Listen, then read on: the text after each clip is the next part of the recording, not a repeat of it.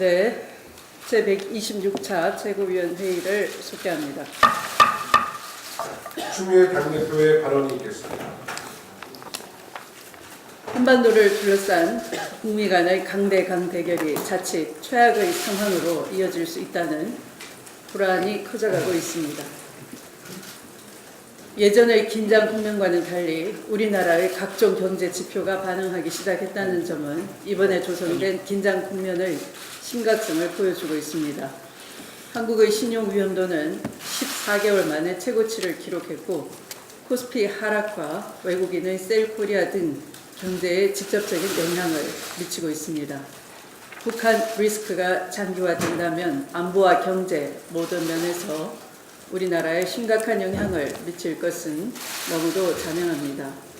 돌이킬 수 없는 상황이 되기 전에 한반도를 둘러싼 당사국들은 대화 국면으로 전환하기 위한 모든 노력을 다해야 할 것입니다.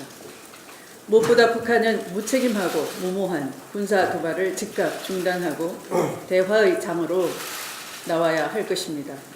특정 지역을 타겟으로 응급하는 행위 자체가 북한이 주장하는 자위적 정당성을 부인하는 것이고 자멸을 부르는 헛된 망상이라는 점을 지적합니다. 미국의 고위 당국자들 역시 과도한 언행을 자제해야 할 것입니다. 고위 당국자들의 적극적이고 치밀하지 못한 메시지는 오히려 상황을 더욱 악화시키고 북한의 간교한 의도에 휘말리는 것일 뿐입니다. 정부는 이번의 국면 심각성을 충분히 인지하고 굳건한 안보 태세와 함께 대북 대화 채널 가동을 위한 총력을 다해야 할 것입니다. 야당 역시 이번 긴장 국면에 대한 위중한 위기감을 갖고 오로지 국민과 국가의 안위를 중심으로 정부의 힘을 모아줄 것을 호소드립니다. 문재인 케어라 부르는 건강보험 보장 강화 대책에 이어 제1차 기초생활보장종합계획이 발표되었습니다. 이번 대책들은 대한민국 국민이라면 누려야 할 보편적인 삶의 질을 보장하고 빈곤의 사각지대를 없애서 국민 최저 생활선을 지켜내겠다는 문재인 정부의 강력한 의지이기도 합니다. 그동안 복지제도의 종류와 대상은 늘었지만 오히려 빈곤율은 늘고 기본 생계마저 위협받아 왔던 허술한 복지체계의 전환기적인 개혁을 의미하는 것입니다. OECD 회원국의 평균 건강보험 보장률은 80%에 이릅니다. 가계의 직접 부담 의료비 평균 비율이 19.6%에 불과하다는 점을 상기한다면 현재 우리나라의 63% 수준의 건강보험 보장률을 70%로 높이고 직접 부담 비율을 획기적으로 낮추겠다는 문재인 케어의 방향은 전적으로 옳다는 것입니다. 사회 안전망이 튼튼하게 설계되어야지만 국민의 삶이 든든해질 수 있습니다. 민주당은 국민의 삶의 질을 지켜내기 위한 필요한 정부와 공공의 역할을 더욱 확대하고 강화해 나갈 것입니다. 지난 7일 언론노조 MBC 본부가 입수해서 공개한 성향 분석표는 가히 충격 그 자체였습니다. 언론노조는 사측이 정치적 성향과 노조의 친소관계, 파업 참여 여부 등으로 기자들을 분류한 뒤 최하위 등급의 직원에 대해서는 격리, 방출, 관찰 등의 딱지를 붙였고 그 리스트대로 인사조치가 이루어졌다고 밝혔습니다. 소문으로만 나돌던 블랙리스트의 실체가 낱낱이 드러난 것입니다. 그럼에도 사측은 블랙리스트에 대해 사과나 반성 대신 노노 갈등에 의한 개인의 일탈 행위로 규정하고 모르쇠로 일관하고 있습니다. 검찰에 정치 검찰들이 있어서 검찰을 망가뜨렸다면 공영방송에는 정치 방송인들이 판을 치며 국민의 공영방송을 유린하고 망가뜨렸다 해도 지나친 말이 아닐 것입니다. 우리는 공영방송 MBC가 MB 시절을 거쳐 박근혜 정권에 이르기까지 권력의 입맛에 맞춰 어떻게 철저하게 망가졌는지 똑똑히 기억하고 있습니다. 만나면 좋은 친구에서 안 보면 좋은 친구로 바뀌어버린 MBC가 하루빨리 공영방송으로서 공공성과 중립성을 회복하기를 강력히 촉구합니다. 관계 당국은 이번 블랙리스트의 진상을 규명하고 관련자에 대한 철저한 조사로 무너진 공영방송의 위상을 되찾는 계기로 삼아 주셔야 할 것입니다. 삼성의 장충기 사장 문자에 대해서도 한 말씀 드리겠습니다. 광고 청탁과 사적인 부탁 등 공개된 내용만 보더라도 그동안 삼성이 언론사들을 어떻게 주무르고 관리를 해왔는지 드러난 것입니다. 해당 언론사들의 현장 기자들은 깊은 자괴감과 배신감을 느꼈을 것이고 언론인으로서의 명예와 자존심에 깊은 상처를 받았을 것입니다. 특히 충격적인 것은 매년 수백억의 혈세를 지원받는 연합뉴스의 핵심 보직 인사가 대단히 노골적인 방식으로 삼성의 경영권 승계에 사역했음을 보여주는 대목이라 할 것입니다. 공정성과 중립성이 생명인 언론이 도대체 무엇을 위해 모든 것을 내팽겨 쳤는지 궁금할 따름입니다. 이는 국민의 혈세를 삼성이라는 일개 대기업 재벌을 위해 남용한 대단히 우려스러운 사례라 할 것입니다. 이미 이런 사실은 지난 4월 국정농단 사건의 재판 과정에서 드러나 노조의 진상규명 요구가 있었지만 아무 일도 벌어지지 않았습니다. 이제라도 해당 통신사는 진상을 밝히고 관련자에 대한 엄중한 책임을 물어야 할 것입니다. 말씀을 마칩니다. 우원식 원내대표의 발언이 있겠습니다. 지난 일주일간 자유한국당에서 나오는 발언을 보며 한마디 하겠습니다. 휴가를 마치면 좀 나을까 이렇게 생각했는데 이 엄중한 안보 위기와 새로운 대한민국 건설, 나라다운 나라를 만들어야 한다는 국민 염원에 역행만 하고 있어서 매우 안타까운 일입니다. 자유한국당이 어제 문재인 패싱 운운하며 정부의 대북 정책을 주변국들이 거부하고 있다는 황당한 주장을 펼쳤습니다. 홍준표 대표가 아무리 무시해도 달라지지 않는 사실은 대화와 압박 병행이라는 정부의 대북 정책이 미국과 중국은 물론 국제사회로부터 폭넓은 지지를 받고 있다는 것입니다. 한술 더 떠서 정우택 원내대표는 사드 전자파 측정 일정 변경을 빌미로 국방장관 해임 사유 운운을 했습니다. 자유한국당 두 대표가 쌍끌이어서처럼 온갖 막말을 쓸어 담고 있는데 문재인 정부 흔들기에만 전념하기로 작정을 한 모양입니다. 중차대한 안보 위기 국면에서 정부를 도와주지는 못할 망정 발목이나 붙잡고 있으니 참으로 북한이 좋아할 일만 골라 하는 꼴입니다. 사회 각 분야의 적폐청산은 새로운 대한민국의 개혁 씨앗을 뿌리기 위한 밭갈이 같은 것인데 이 역시 자유한국당은 딴죽 걸기로 문재인 정부의 개혁 농사 망칠 작정만 하고 있는 것 같습니다. 국정원의 적폐청산 TF는 민주적 기본 질서를 파괴하고 국민을 배신한 그야말로 반역 행위에 가까운 국정원의 병폐를 뜯어고치고자 하는 것입니다. 그런데 자유한국당은 이 국정원 적폐청산 TF에 대해서 불법 조직이며 법적 대응을 운운하고 있습니다. 지난 두 정권의 불법적 정치 공작의 달콤함에 아직도 취해서 정신을 못 차리고 있는 것 같습니다. 이뿐입니까?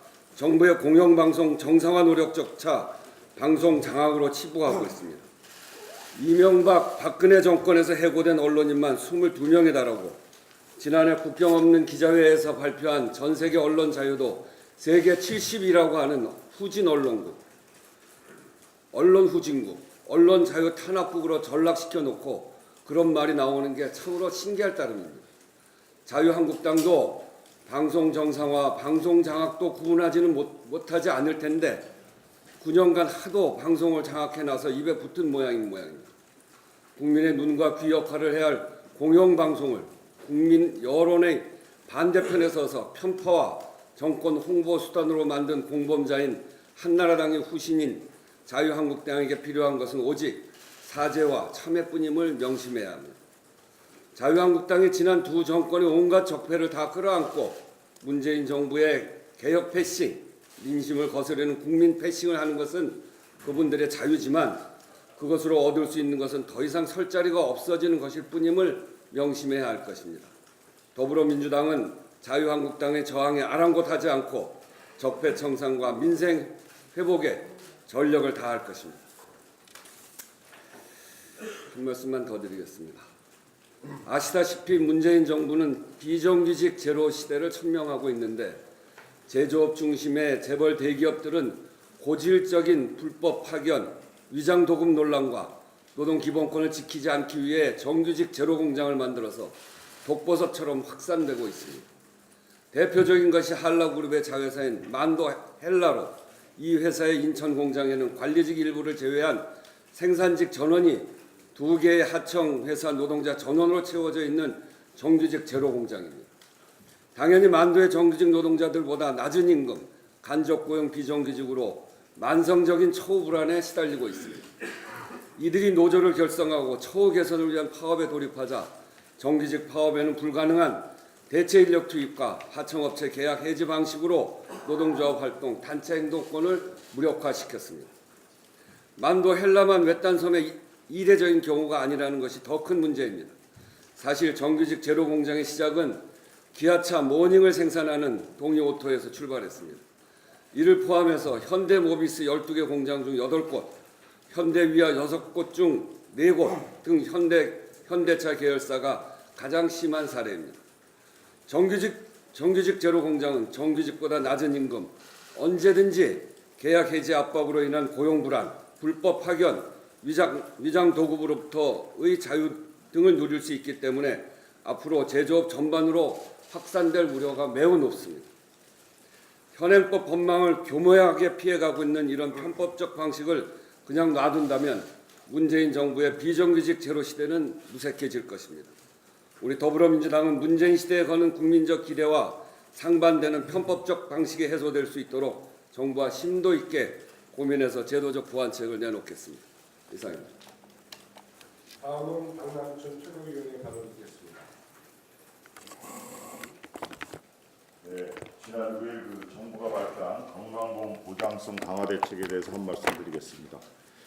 예, 추미애 대표께서 말씀하신 대로 우리 건강보험의 보장률 확대 문제는 이게 갑자기 제기된 사안이 아니라 한 40년간 계속 묵었던 해묵은 과제라고 할 수 있습니다.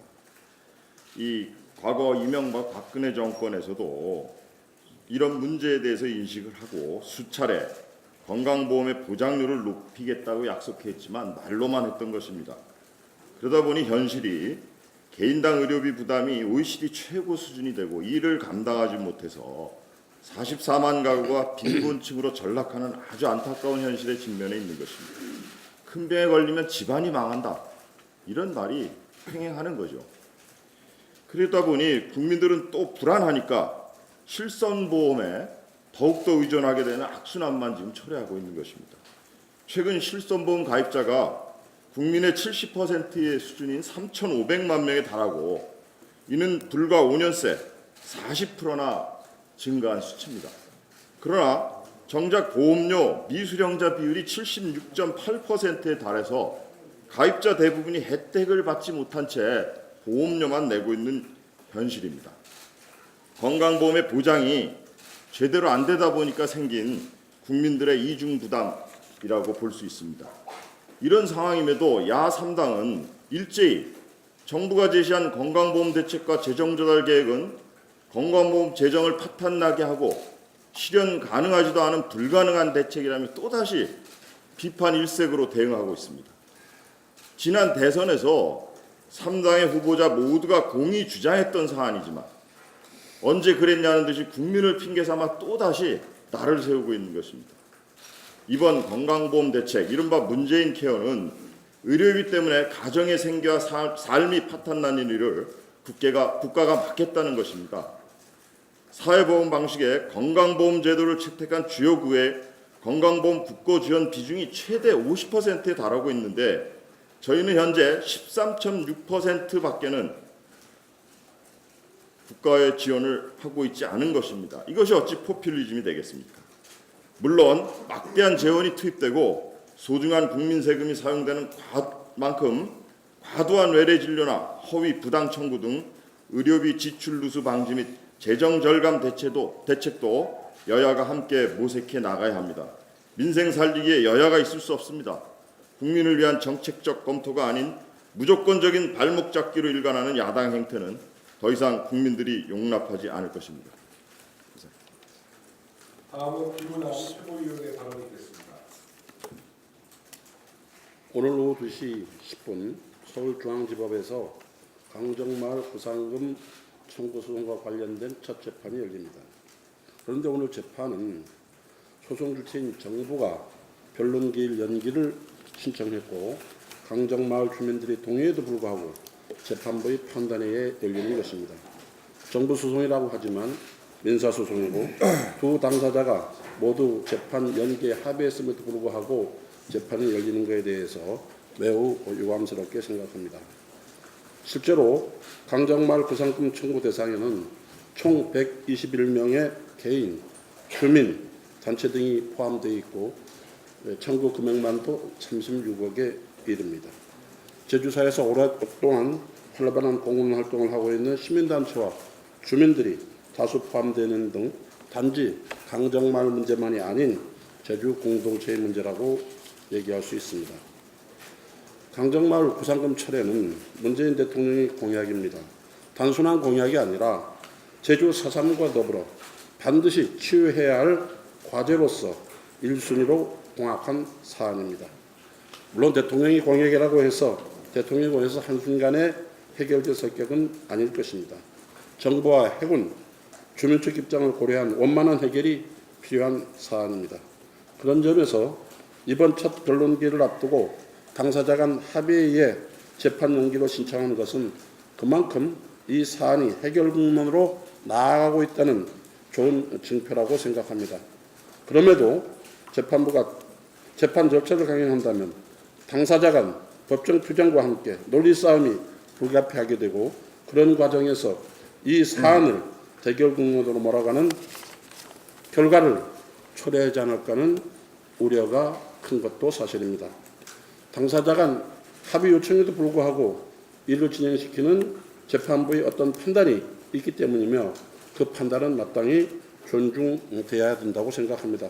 그럼에도 불구하고 정부 차원이 적극적 해결 의지와 지역사회 운명이 걸려있는 사안에 대해 당사자 간 합의에 따른 이사를 외면한 것에 거듭 유감스러움과 아쉬움을 표하지 않을 수 없습니다.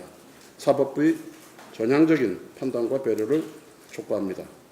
특히 이 사안과 관련해서 지난 2월 우리 당 안호영 의원이 전략적 공세 소송을 막는다는 취지의 민사소송법 일부 개정 법률안을 대표 발의한 바 있습니다. 강정구상금 문제와 관련된 법안입니다. 정부의 정책에 반대하거나 다른 의사를 표현한다는 것은 국민의 자유로운 정치적 의사표시인데 이를 봉쇄하는 수단으로 악용되는 허점을 보완하고 합리적 규제장치를 만들기 위한 것입니다. 그만큼 강정구상금 청구 문제는 국민의 기본권과도 연결된 사안입니다. 이 법안이 박근혜 정부 시절 정부 반대로 계류 중인데 우리 당이 앞장서서 조속한 입법 논의가 이루어졌으면 바랍니다. 어제 모두 발언을 준비를 마치고 텔레비를 켰더니 텔레비 자막에 재판보다는 화해라는 제목이 나왔습니다. 그래서 이게 답이로구나 하는 생각을 하게 되었습니다. 감사합니다.